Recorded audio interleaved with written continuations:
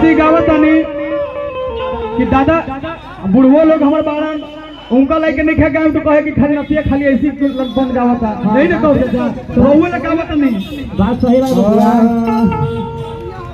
सिर हाथ ने सिंगला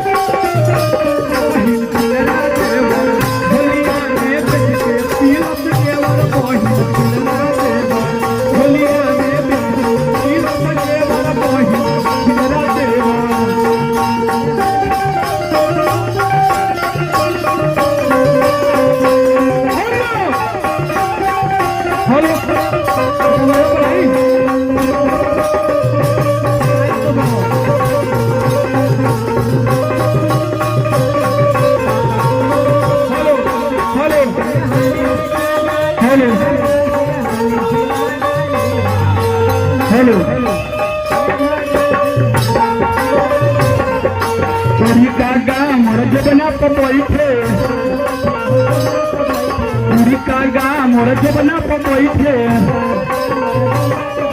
जेना के सब रसले भागा और जबना के सब रसले भागा मोर संगा भागा ना जा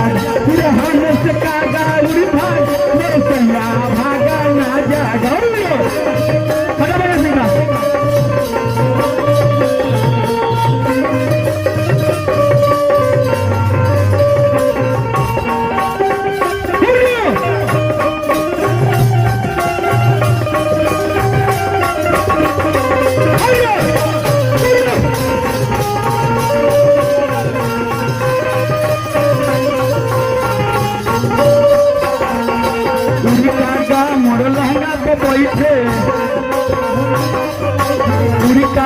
मोर लहंगा पे बैठे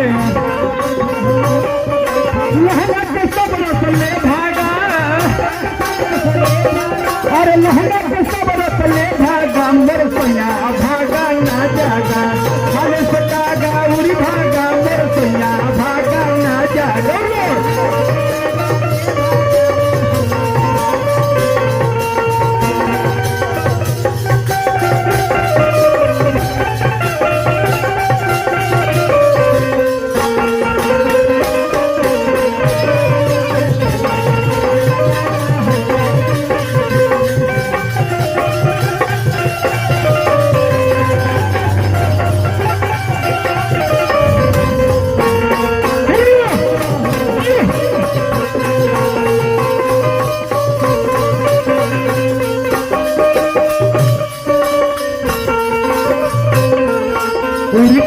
मोर जबना पपड़ी थे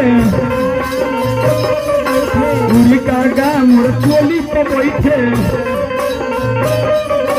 चोली करे सबले भागा अरे चोली के सब रसले भागा मोर सैया भागा ना जा बिरहाने से कागा उड़ी भागा मोर सैया भागा ना जा बिरहाने से कागा उड़ी भागा मोर सैया भागा ना जा कागा उड़ी भागा मोर सैया भागा ना जा बिरहाने से कागा उड़ी भागा मोर सैया भागा ना जा बिरहाने से कागा उड़ी